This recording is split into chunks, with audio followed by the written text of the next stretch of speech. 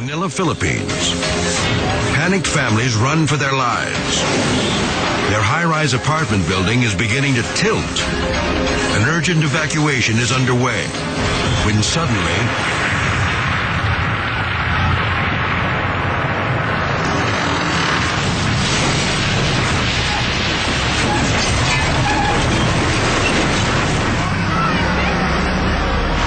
men, women, and children are still running for safety when the foundation gives way. The building rips through power lines, threatening to ignite the entire neighborhood.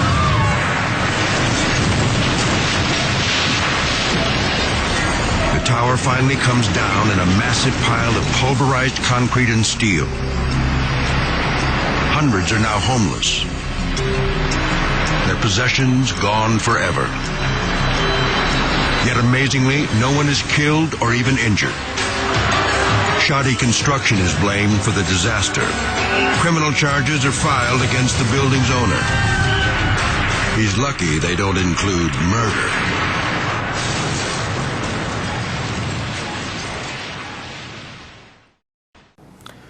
Muito bem. Desde o jardim da infância até a pós-graduação na COP, na Ilha do Fundão, no Rio de Janeiro, eu estudei em escolas públicas. E lá na COP eu tive a imensa satisfação de ser aluno dos melhores engenheiros do país, tais como o professor Fernando Luiz Lobo Carneiro, professor Dirceu Veloso, professor Jacques Medina e Osiac. E de lá para cá, sou professor da Universidade de Brasília por 44 anos e 10 anos na Faculdade de Engenharia IESPLAN. Nesse meio tempo, eu montei uma empresa e sou hoje responsável por perto de 12 mil serviços e contratos. Eu me senti então na obrigação de cristão e de cidadão de devolver toda a experiência que eu tive, prática com o pé na teoria, para aqueles que vão projetar ou executar fundações. Por isso, eu procurei escrever esse livro, começado a ser editado na COP em 1986, de fundações, que procura abranger todos os tipos de fundações. Está dirigido exatamente para os projetistas e os executores de fundações. Nos capítulos 3, 6 e 9, eu apresento passo a passo métodos e exemplos de cálculo de sapata, de estacas de todos os tipos de tubulões por métodos utilizados pelos melhores escritórios de engenharia do Brasil, que são os métodos semi-empíricos e estatísticos, baseados unicamente no tipo do solo, no SPT e algumas comparações já com provas de carga. Muito bem, esse livro é um livro muito grande, de 900 e poucas páginas, e precisa de uma revisão constante. Portanto, normalmente as tiragens já saem esgotadas, mas aqueles que quiserem, basta entrar na nossa lista de espera através do e-mail infrasoloengenharia@gmail.com. Em seguida, na COP, eu publiquei o primeiro livro de sondagens do país, apadrinhado pelo professor Jacques de Medina.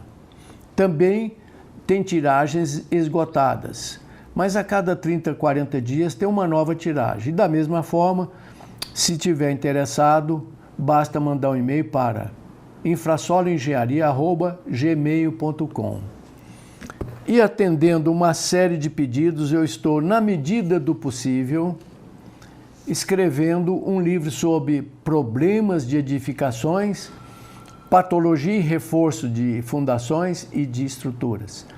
Quero crer que até dezembro de 2017, as primeiras tiragens, os primeiros exemplares estarão disponíveis, que pode ser adquirido pelo mesmo e-mail. Cito e enfatizo 2 capítulos muito importantes nesse livro e nesse livro, que é o capítulo de correlações paramétricas, porque ainda é difícil você ter ensaios triaxiais ou ensaios de laboratório sofisticado para achar parâmetros tipo peso específico, coesão, ângulo de atrito, modo de elasticidade, coeficiente de recalque, coeficiente de empuxo. Por isso, ao longo do tempo, eu venho analisando, hoje, perto mais de 800 pontos, uma correlação desses parâmetros com SPT, que vai auxiliar muito a quem vai ter que projetar, verificar uma obra ou fazer mesmo, ou executar propriamente dita a obra. Eu só espero, assim procedendo, continuar sendo útil a esse nosso Brasil e a todos os engenheiros que estão nessa área de geotecnia, de fundações, etc. Se alguém de novo precisar, basta mandar uma cartinha ou um e-mail para aquele que eu já disse e na próxima listagem nós acreditamos poder te atender. E da mesma forma estou esperando receber deles sugestões, críticas ou elogios. Muito obrigado. Muito bem. Armação deficitária.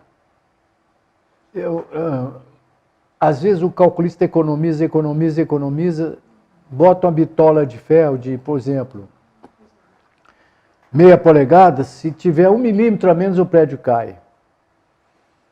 Eu, sem nenhum constrangimento, fui fazer provas de carga. Lembram-se, os senhores? Quer tirar dúvidas de uma viga, de uma laje, etc., faça prova de carga. Eu fui contratado para fazer análise de 6 prédios de um deputado famoso chamado Sérgio Naia. Puxa, quando eu comecei a fazer as provas de carga, o concreto soltava, caía o aço, além de mal colocado, era pífio. Qualquer milímetro a menos a obra teria caído. Foi toda reformada.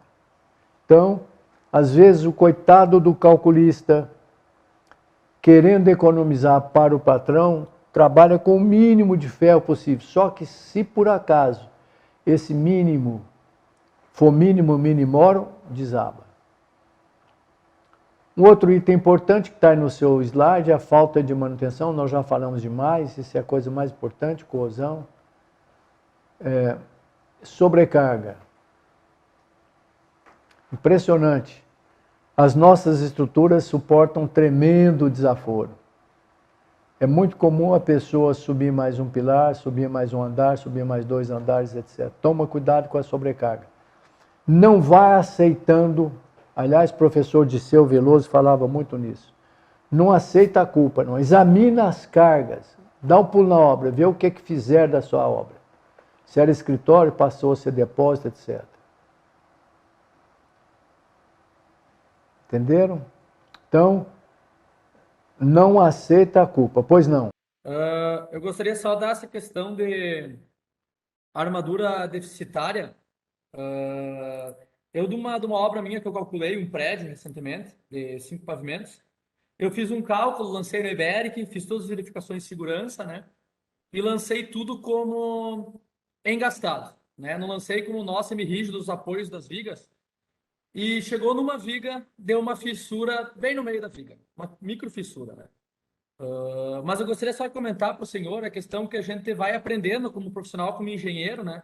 Eu acompanhei essa fissura 6, 7 meses, não deu prosseguimento, e depois eu fui ver o que foi o meu erro, para mim ver de onde surgiu essa fissura. Vão pequeno, 4 metros, viga de 50 de altura, né? 2 barras de 10 na parte inferior da viga, carregamento normal residencial. E eu, poxa, gente, viga de 50, vão de 4 metros, não pode, né? A armadura estava de acordo. O que eu cheguei na minha conclusão como profissional? Eu não havia considerado no lançamento, porque era uma sacada, minha sacada estava escorada, né? E segundo, que como eu lancei como engastado os apoios da viga, ela teoricamente não estava engastado porque não tinha terminado o trecho superior do meu pilar. Ela estava como apoiada, a minha viga. Então, um erro do lançamento, sabe? Até que a viga se tornou como engastada, eu terminar o trecho superior do meu pilar, aí que minha estrutura começou a trabalhar efetivamente como eu dimensionei. Então, tu vê que tem várias questões no lançamento que a gente tem que cuidar, né? Outra coisa importante, a sua viga está bem calculada, principalmente para um vão de 4 metros. Você falou que é a sacada? Era uma viga que apoiava uma sacada ali, enfim, né? Cuidado, sacadas é uma estrutura de alto risco, viu? É crítica, mas vamos lá. Não era a viga do balanço da sacada, era o... Ah, entendi. Uma viga que a continuação seria balanço. Entendi. É o seguinte, você sabe como essa viga foi curada? Professor, assim, ó, ela foi concreto 30 MPa, só que foi utilizado um aditivo também, acelerador de pega, porque foi feito laje zero. Até isso eu levei a crer que poderia ser o aditivo, né? Só que era uma fissura no meio do vão. Então fui excluindo os fatores que poderiam. Essa fissura, ela era mais aberta embaixo do que em cima, ou seja, é uma fissura de flexão? Eu vou falar um tempão sobre isso daí. A deflexão foi bem Era embaixo, mais- no meio, embaixo, no meio do vão. Não tinha como ser outra a não ser flexão. Muito bem.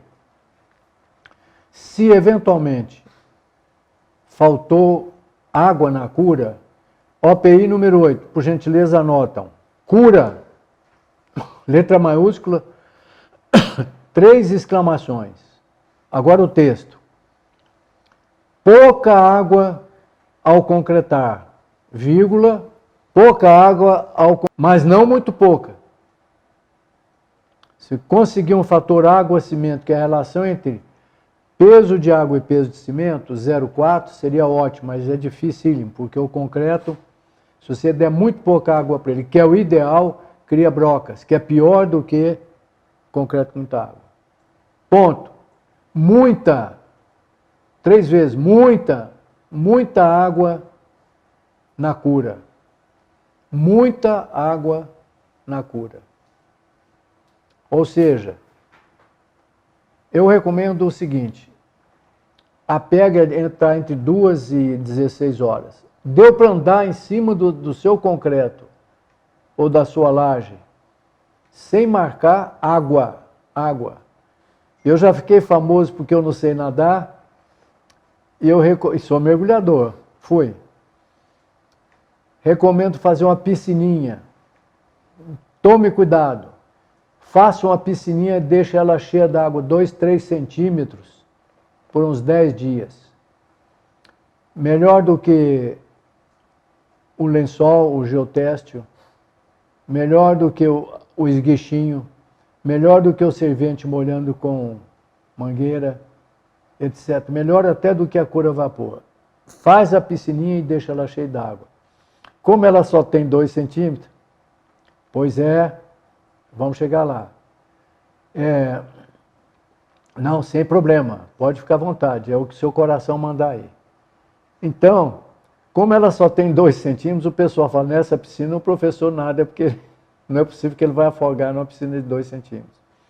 Agora começa a me dizer, a falta de uma cura, quais são os grandes problemas gratuitos que ela cura? Primeiro, alguém? Porosidade? Porosidade. O concreto, o cimento, ele endurece por conta das hidratações, dos aluminatos e dos... Meu pai do céu, fugiu os outros átomos. Então, a perda dessa água, ela vai primeiro, né, prejudicar a nossa cura e ganho de resistência do concreto. E combater também Muito bem. a retração hídrica, Isso. né? Por conta da perda Isso. acelerada Muito de bem. água. É exatamente isso. Então, começando, fica um concreto poroso. Concreto poroso significa dizer passagem de água e oxigênio para a armação. Reduz a vida útil da obra. Segundo, você já falou, retração. Todo material com excesso de água durante a concretagem e a falta de água na cura, ele retrai. Todo material retrai. Entendeu? A sua trinca, ela vaza, ela é de baixo em cima por igual ou ela é mais aberta embaixo? Ela é mais aberta embaixo, professor, e ela vai... Então não é retração. Exatamente, ela é deflexão. De flexão. A de retração, ela é fininha, menos de 0,2 milímetros. E ela não privilegia a parte de baixo, até porque a parte de baixo tem muito ferro. Com quem que eu estou falando? Qual é seu nome, amigo? Jefferson. Ah, é o grande Jefferson, da aula passada? Isso mesmo. Prazer tê-lo aqui, Jefferson. Muito bem. Jefferson, 1 ponto no próximo teste. Eu faço uma viga. Por que ela retrai? que quando ela retrai, as tensões e as deformações concentram, se a ferragem for uniforme, no centro. 0,2 milímetros, geralmente inofensiva. O que eu recomendo é fecha logo com uma pasta de AC3 e rodopás para não entrar água. Aí elas costumam repetir entre 30 centímetros e 1 metro e vai ficando cada vez mais fina. Se essa viga estiver no chão, vamos supor que eu faço uma viga pré-moldada com a forminha de madeira no chão para depois subir ela. Essa viga por retração, porque jogar água demais no concreto e pouca na cor, ela trinca? Não, porque ela não é limitada. Um ponto. Ela não tem Matou a limitações. charada. Você está proibido de responder, senão você vai levar a nota 10 de cara. Exatamente isso. Se eu não segurar a borda, se ela não estiver engastada no pilar, ela só encolhe sem trincar. Entendeu, pessoal? Se eu tivesse uma viga solta, ela não trincaria, ela retrai do mesmo jeito. Você pode medir que ela vai ter uma retração próxima de 2 para 1000 centímetros, coisa assim. Mas não vai trincar. Outro malefício de uma cura mal feita. Alguém? Módulo de elasticidade baixo, deformação alta, né, no caso. Pronto, matou a questão do Jefferson. Jefferson, você não estava lá quando curaram essa viga. Se não foi bem curada, se não fizer a piscininha, perca o módulo de elasticidade. O módulo de elasticidade, ele afeta exatamente qual fenômeno? Deformação, né? Deformação. Então, uma estrutura que não foi bem curada, excesso de água. A imediata, né? Não a... Como o módulo de elasticidade é baixo, aí ele vai fletir, pode ser e pode não ser, Jefferson. Quando você carrega, ela deforma de novo. Porque apesar de ter boa resistência, o módulo de elasticidade é baixo. Entendeu? Um bom concreto deve ter mais de 2.100.000 quilos por centímetro quadrado de módulo de elasticidade. Pois não. E daí essa minha questão aí até intrigou vários calculistas. Eu estou num grupo do EBERIC lá, a gente discutiu bastante. Uma outra questão construtiva que é muito adotada aqui no Sul, eu sou do Rio Grande do Sul, a gente sobe as paredes, faz a caixaria e faz a viga em cima das paredes. Isso é um grande erro, mas que é muito feito aqui no Sul. Não fazer a viga e depois subir. Pode dar uma trinca horizontal entre a alvenaria e o concreto, sabe? Retrai, ela dá trinca inofensiva. Sim, mas daí a gente escora todas as vigas e continua subindo as paredes superiores com a viga escorada, tá? Isso é normalíssimo nas construções aqui. O que acontece? Não pode ser uma tensão extra gerada no momento que a gente desescora as vigas e já está carregada a viga. Uma tensão imediata, tipo pois assim. Pois é. Aí é deformação elástica do conjunto, porque a retração já aconteceu, entendeu? Mesmo escorada, ela retrai. Sim. E o pior ainda, se for escorada na laje, ela vai dar uma trinquinha de retração maior. Mas, continuando, trinca de retração é inofensiva, geralmente menos de 0,2 milímetros. Estou anotando, né? Terceira pergunta do teste. Quarto, repetitiva. Quinta, esqueci uma característica da quinta. Repetitivo, né? Eu Então, acho. Oi? Repetitivo, no caso. Eu já falei, repetitiva, inofensiva, menos 0,2 milímetros, entendeu? Inofensiva. A recomendação toda é, logo, fecha ela com mata-trinca, com a espátulazinha, argamassa C3 com rodopás para ela ficar elástica, sabe? Não se preocupa não, chapisca e vai em frente. Quais são os malefícios? Já falaram aí, módulo de elasticidade. FCK baixo, uma cura mal feita. Concreto poroso, alta retração. Ora, módulo de elasticidade baixo, vai acontecer isso que aconteceu com o Jefferson. Se ela não foi bem curada, ela fletiu. Se colocar carga, flete mais. Entenderam? Ficou alguma dúvida? Não?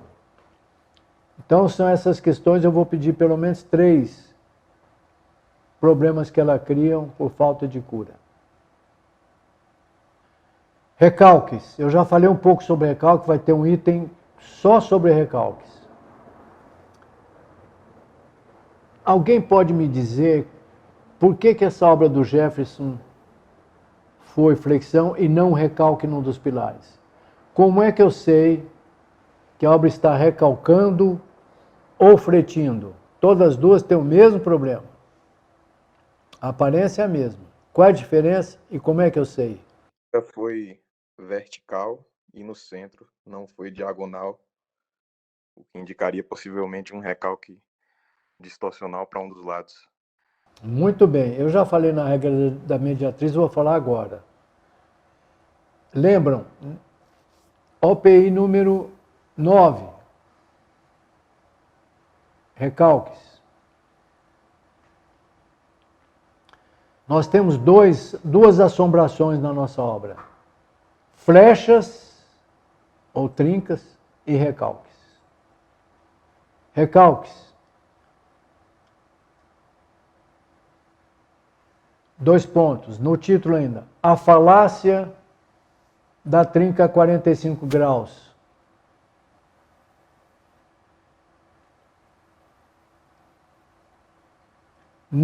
Agora o texto. Nem toda trinca a 45 graus é recalque. Vírgula. Mas quase sempre. Então, não joga suas cartas todas em cima de uma trinca 45. Ah, isso é recalque. Não. Cuidado. 90% é mesmo recalque. Mas 10% não. Porque aplica-se aí a inclinação que ele falou, que é a regra da mediatriz. Eu vou explicar no próximo passo. Como eu falei, nós temos 2 intervalos. Então, em geral, 10% das trincas inclinadas não são de recalque. Professor, posso fazer uma pergunta para você? Pode aproveitar e fazer. Eu estou fazendo um alongamento. Me pegue aqui, não? Todo mundo com a mão cruzada, dedo cruzado para cima. Na posição da orelha. Levanta, espicha mais. E eu não sou professor de física, não. Nunca fiz física. Agora que eu comecei.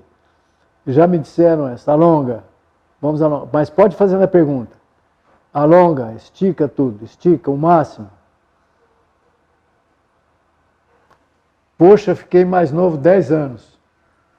Pois não, pode fazer a pergunta. Professor, a gente pegou uma obra em 2015, faz um tempinho já, e era a obra de um prédio de 100 metros quadrados, na ilha de Marajó. E lá não tem... Nossa Senhora.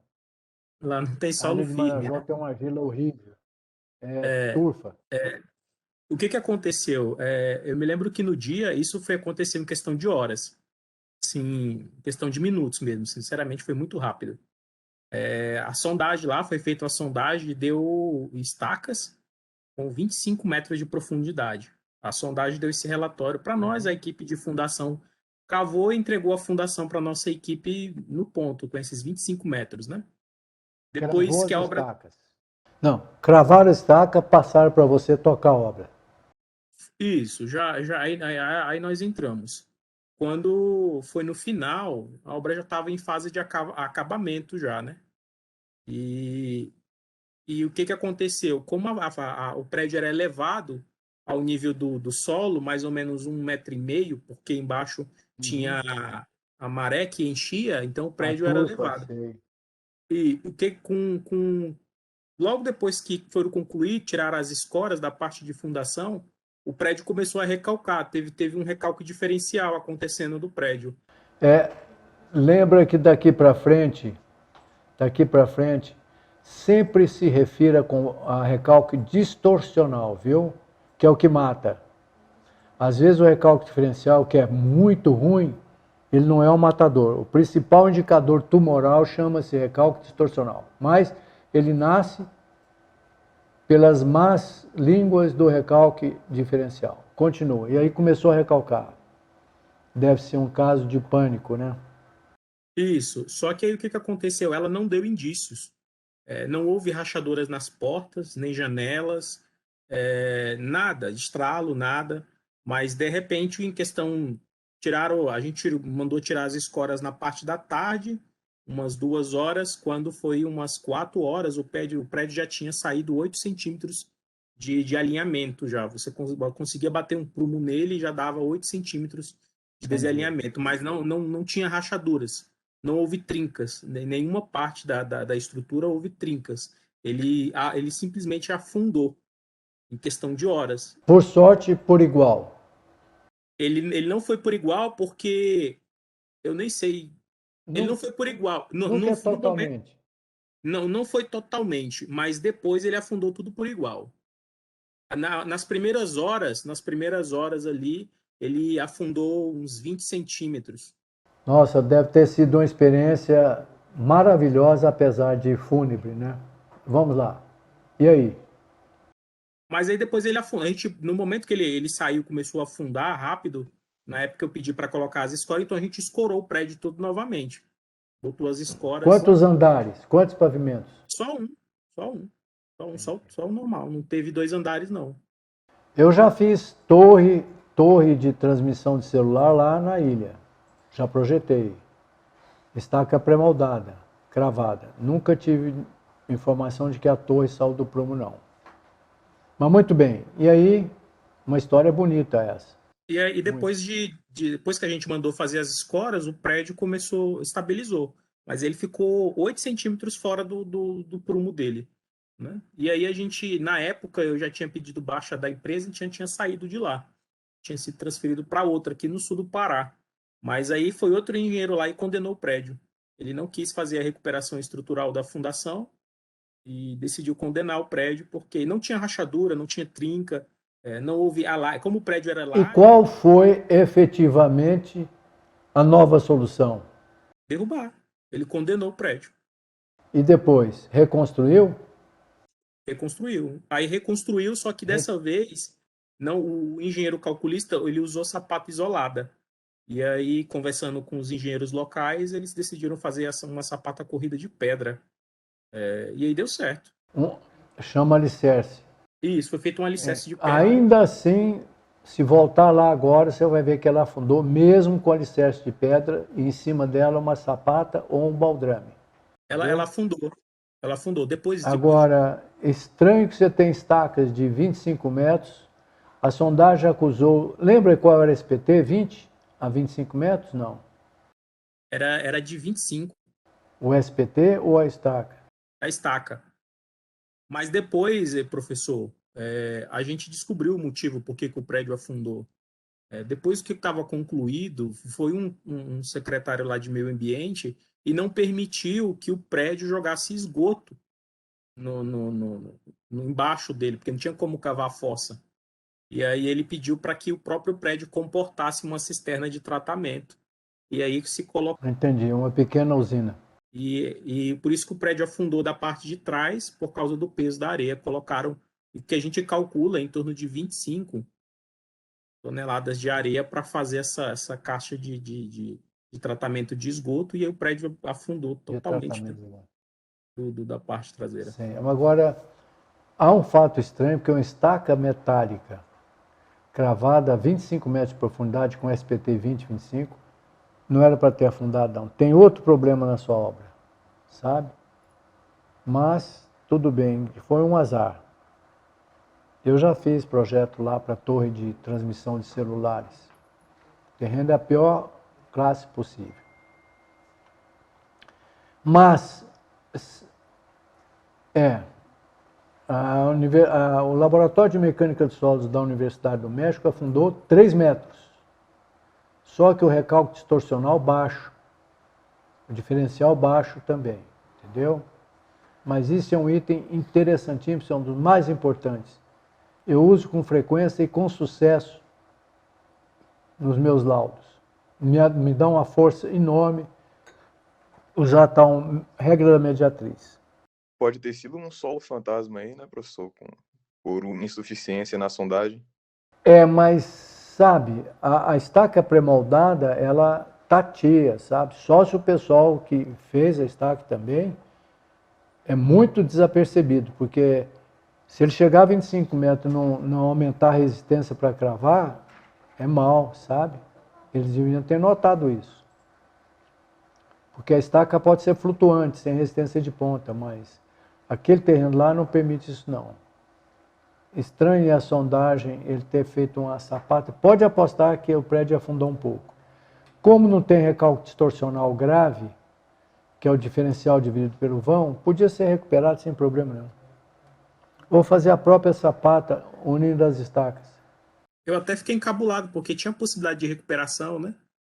Não era difícil recuperar o prédio lá, né? Mas aí eu acho que o outro engenheiro não ficou com medo. Aí... Léo, é o seguinte, o que derruba o prédio? Trinca, flecha, pumba. Seu prédio, se tinha, era pouca trinca, pouca flecha. Então, não havia por que demolir. Como eu disse, o laboratório de mecânica de solos domésticos tem 3 metros de afundamento. A torre de Pisa também. Se ele quisesse fazer sapata, nada melhor do que ele fazer sapata infundindo as estacas. Ficaria uma sapata estaqueada. Ótimo. Professor, deixa eu fazer uma pergunta. No caso dessa, voltando lá para o baldrame no solo, eu posso usar o colchão de brita com 5 centímetros e depois usar alguma lona nas laterais da minha forma? Isso aí vai melhorar um pouco mais, né? De repente fosse um gel texto, enfim, para melhorar a qualidade. Não precisa.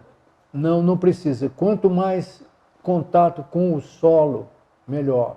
Pode economizar lona, pode economizar geoteste, pode economizar forma, sabe? Deixa o concreto, inclusive, entranhar um pouquinho no próprio solo. Ele tem que simplesmente reagir quando vier um erro de locação. Lembra, é 10 vezes melhor e 9 vezes mais barato. Entendi. Boa.